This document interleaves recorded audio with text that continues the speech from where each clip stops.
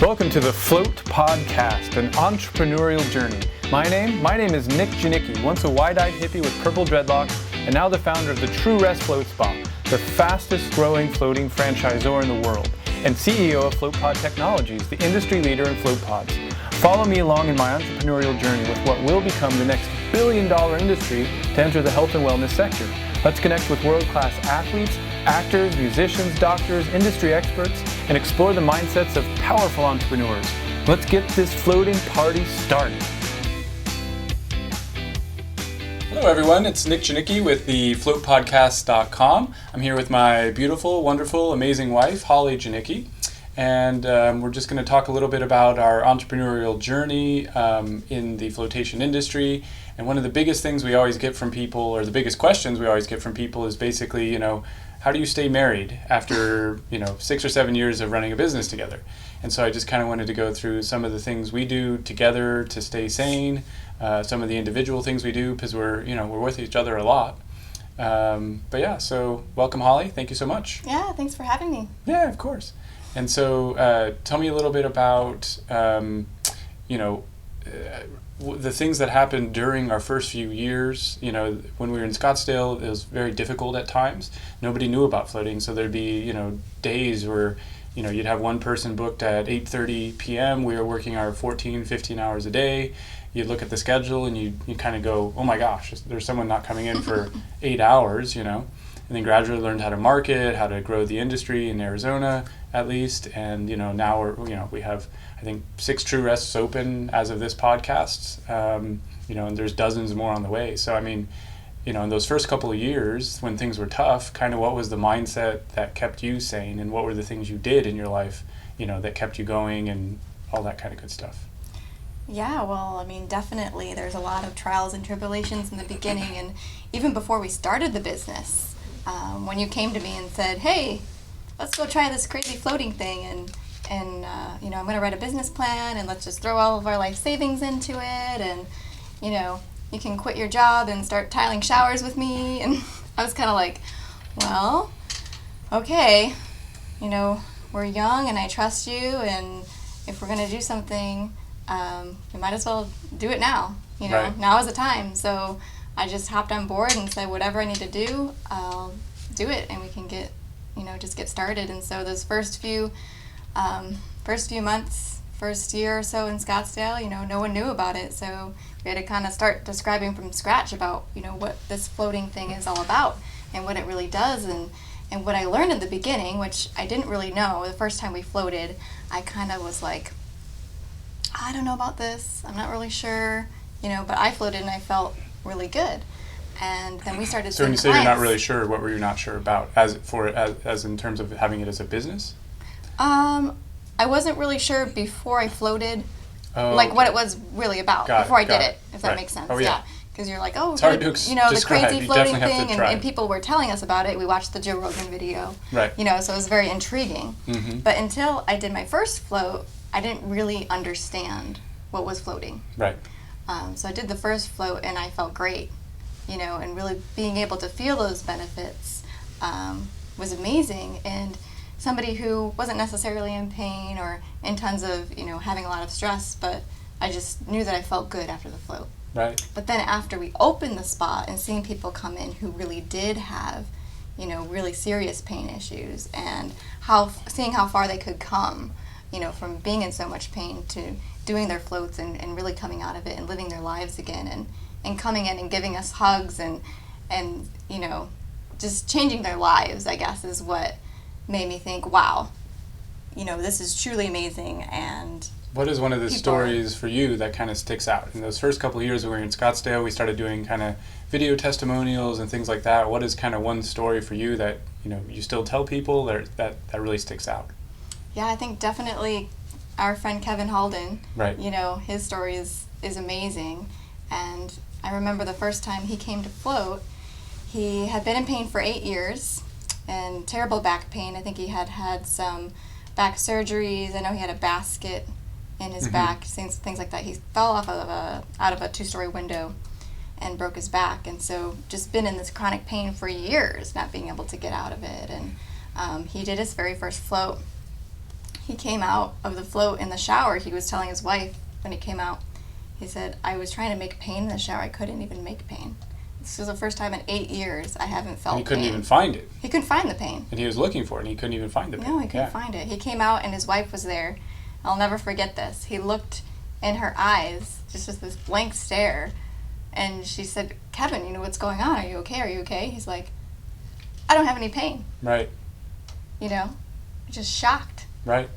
Absolutely. And that was the first time his wife had ever seen him not in pain. Right. Since they were married. Since she knew him. Right. Since they knew it's crazy. Yeah. No, I remember that one too. He could ride his motorcycle again. Mm-hmm. He said he could live his life again. And, you know, that's really what changed it for me, knowing how powerful this therapy is, and it just needs to be shared with the world. Right. And so no matter what the tribulations were in terms of getting it started, educating people on what floating was, all the marketing we had to do, the slow days, the high rent, you know, any problems we had with our first store in terms of build out, it was all worth it when you have people like that. Yes, I mean, that made everything worth it. Mm-hmm. So no matter what, I mean, you know, then going a couple years down the line, now we're franchising, and, you know, we're doing float pods, and, you know, there's days where it's hectic and it's stressful.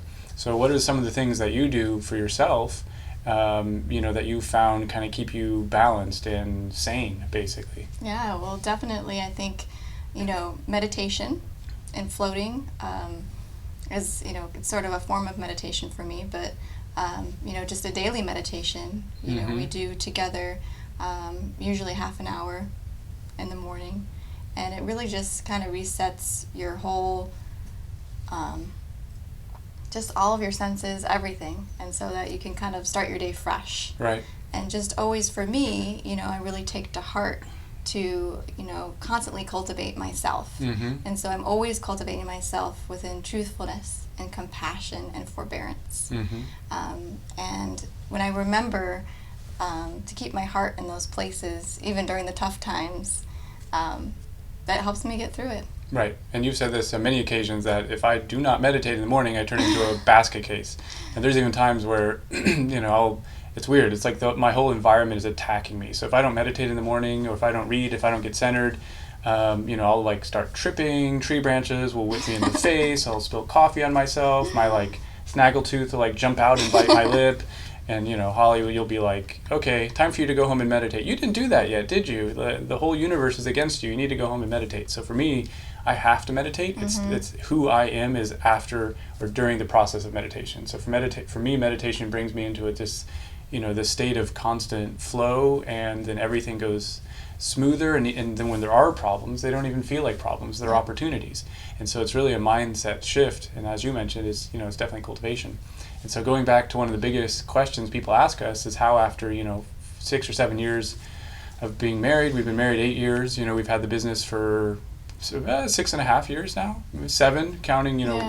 Doing the business plan and stuff like that. Think about everything. So I mean, how, when we're together so much, would you say, are we able to stay, happy and loving and still excited about our business and still excited about our relationship and the future? Yeah, I think it really comes down to communication and knowing that everything that is outside of us, we cannot control. But everything inside of our hearts, we can control. And so, if you're having a hard day and something's happening with you, I can come and say, you know what, it's okay. We're going to get through this together, and we're going to help each other, and I'll bring you up if you're down. Right. If vice versa, if I'm down and having a hard time, there's many nights where I'd just be in tears. Right. Our bank account is nothing right. or negative, and we were eating ramen noodles. Right. And I would just be in tears, and you would come to me and say, it doesn't matter. We have each other, and we're going to make this work, and we're going to get through it, and it's tough, but, we got to lean on one another. Right. So it's really being a team. So we don't, yes. We don't really compete with each other. We're definitely a team together, and I think that's huge.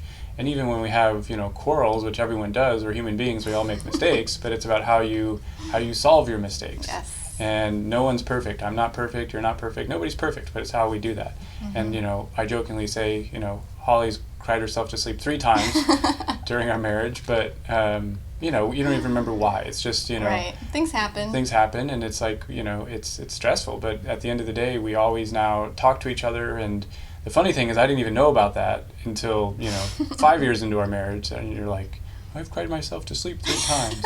I was like, oh man, now I feel bad.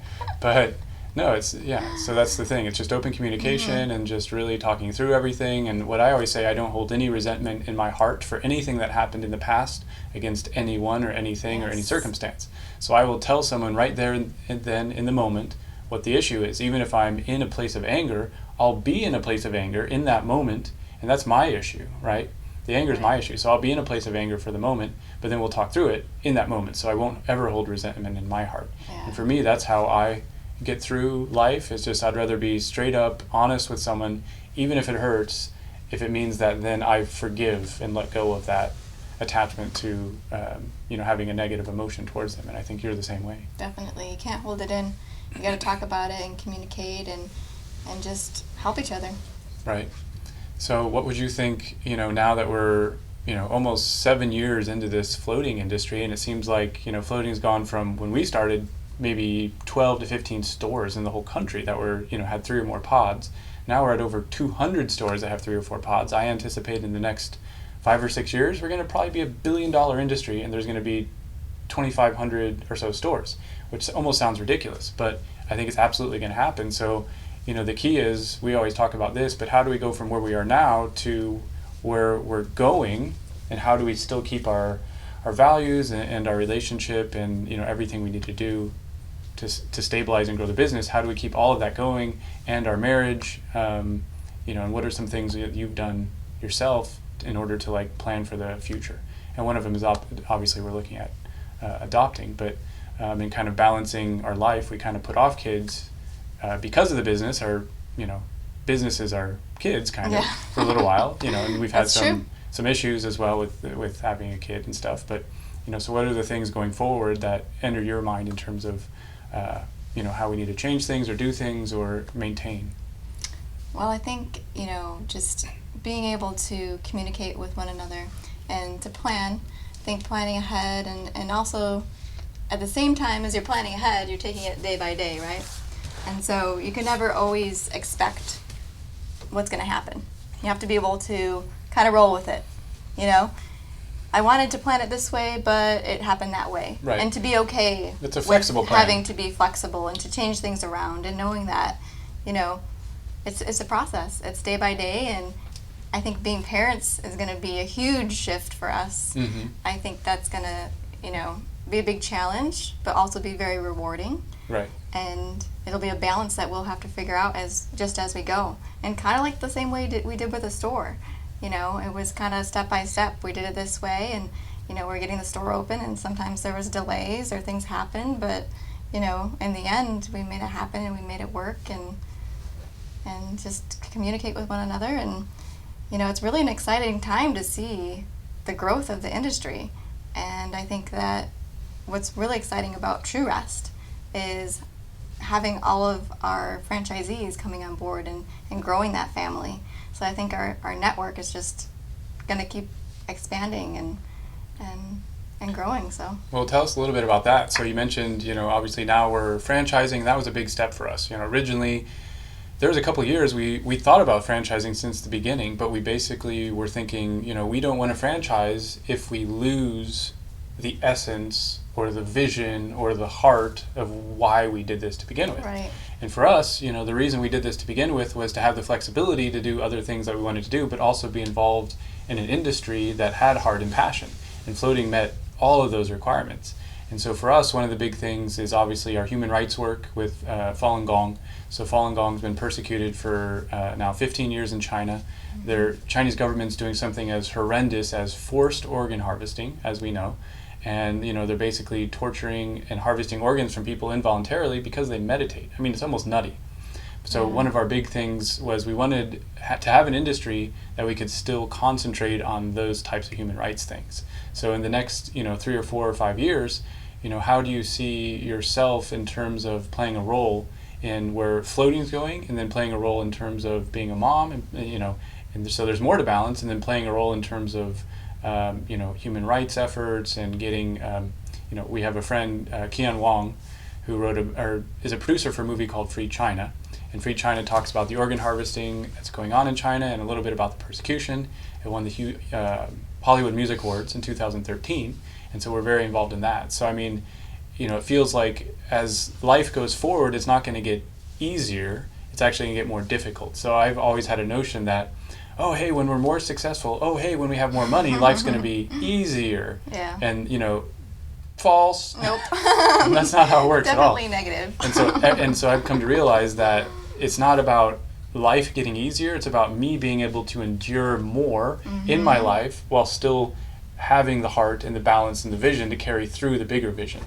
And so it's not about being easier. It's not about retiring out in Maui, as nice as that sounds. I might go there for 2 weeks or something. And we do travel a lot. Yes. But for me, it's about knowing what are the responsibilities of me, how are they going to grow, and then how do I handle all of those things. And so for you, when you look, 3 years in the future, for me, I know it's about, okay, I have to meditate every day. I got to float a couple times a week. I got to do my Qigong exercises. I need to read. I need 2 hours before I go to bed with no screens, no technology, no Wi-Fi, no EMF radiation. And I know all those things about myself. And it's just like this super tightrope. If I fall off even a little bit on one thing, all my balance is gone. It's just like boom. And then I feel terrible. I'm pretty sensitive, Yeah, definitely. And so probably, I would say even more sensitive to you. If I don't meditate, by the time 3 o'clock rolls around, I'm just like, F this, just like super like, bombarded by life. So for me, I have to have that daily, rest. So I mean, for you, knowing everything's going to increase is going to get more difficult. And having kids, that tests a lot of marriage. So I mean, what are your feelings in terms of adding a kid into the balance and growing the business and doing more things? It's just, there's a lot to think about. And I've told you this, it's like having a kid is terrifying, And so I'm dealing with all that myself, and I think that's a good thing to be afraid. I think if you think you're going to go into anything and it's going to be easy, that's kind of scary. You should be afraid a little bit. I think that's natural. So for you, what are the things you're doing to kind of like mentally prepare yourself, our future family, and the business? Yeah, definitely. So, I obviously benefit from doing the meditation, the Qigong exercises as well, and reading. I think those are really important, with our practice. And also just to really stay in the mindset of having this heart of great forbearance. And so just knowing every tribulation that you come across and kind of keeping yourself in check. And I think part of doing the meditation and the exercises and the reading is making that foundation happen within yourself. And so along with that, obviously there's got to be a balance because you're going to have a little kid running around, right? Oh my gosh. So, I think babysitters, right? Family, maybe eventually an au pair, when we're ready for that. But being able to know that taking time for yourself is okay. Right. And taking time together as a couple without the kids is okay. Right. I think that's really important. I really want to plan to be able to, have a date night once a week, at least once a month. Heck yeah. Yeah. I think that's really important to keep your relationship strong. Right. And not only that, sometimes I like to even get up in the morning early. I like to get up and not even maybe necessarily meditate, but just kind of sit outside, drink a cup of coffee by myself, or go for a swim. Just have that time where it's just me. Right. And I can focus on me. And that's my nighttime. Yeah. Yep. So we have a good balance. Right. Morning Totally. and night. But I like the mornings because they're quiet. Right. It's really peaceful. You can hear the birds chirping a little bit, and it just kind of gives you that even set for the day, and just knowing like, okay, whatever happens today, I'm going to be okay. Right. Now, what would you tell people, let's say young couples or young entrepreneurs that want to get into the business? Maybe they have kids, maybe they don't have kids, maybe they're married, maybe they're single, maybe they're divorced. What would you tell someone that wants to get into the industry from the standpoint, okay, there's tribulations, there's hard things, a lot more people know about it. Floating is absolutely on the up and up. What would you tell someone that's thinking about entering this industry? What would your advice be? Well, I think number one, when you go into any business, you have to expect that things are not going to go as you plan them, and to have a really tough skin, and to really fight for what you believe in. And if you have the option to go with a franchise, I would go that route. Boom, get a True Rest. Yes. But no, but true. Well, I'm just saying, No, I'm joking. for myself, Right. if it was me doing it all over again, I would want to be a True Rest. Are you Right. kidding me? Right. All those times that we spent, doing these Harkins ads, these movie theater ads for thousands of dollars, wasting all this money on a build out that we had to just leave behind. I tell people I spent You about know? $150,000 to $200,000 that I didn't need to Yes. spend if I had known better. And not everyone has $200,000 to throw around. And not only that, but the support, Right. the family. We have is all a the family. tools and the family that you need, the people that you need to lean on to help you to get through the And process. not everyone can be a part of a True Rest either. But I mean, so, say, and there's going to be different people. Some people are going to like franchising. Right. And I say there's no holy grail of how you do this. Yeah, and you if can want do to do a your own franchise, thing, cool. too. If you want to do your own thing, cool too. I don't think there's a right or wrong. Yeah. So let's say, yes, I agree. If I had to do it again, I would definitely consider a franchise. Now, say if someone didn't want to franchise and they want to do it themselves, what would your advice be to that person? The same thing I said earlier, fight for what you believe in and have a tough skin and have a lot of money because you're going to be trying things that might not necessarily work. You want to And have learn that. from everyone else. Don't shut yourselves off to what other people are doing. I think that's a key too. Yes, Like definitely. really see learn a from lot other of people copy us, and that's cool. Yeah, and do your research and talk to people and, just do your due diligence to really understand, what floating is and where you want to be, where your location wants to be, what Right. kind of equipment do you need and, the whole thing. You just have to research it. Right. Well, and what I love about this industry, I think, it is a movement at this point, absolutely. Andy Zaremba, he's going to talk about that a little about the float. He's going to talk about that at the Float conference, how this is a movement right now. Yeah. And it's going to turn into an industry. But right now it is still a movement. It's still the crazy guy dancing alone in the crowd with 5 or 6 people dancing Yep. around him. It's not an industry yet. We're still all crazy people at this point that are doing this.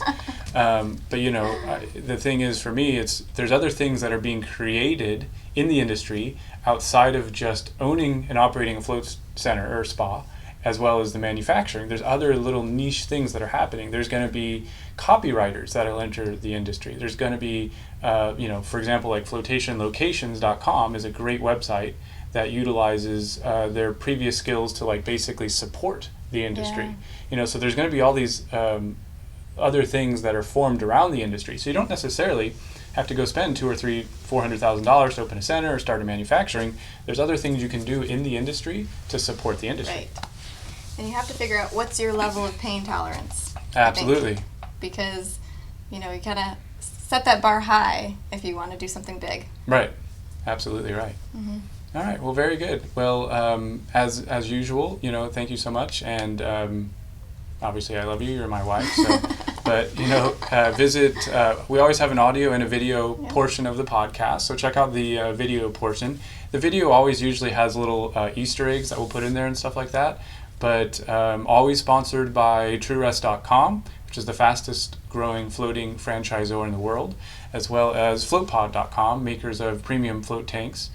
And check out floatpodcast.com for more episodes. And look forward to seeing you on the next episode. Thank you very much.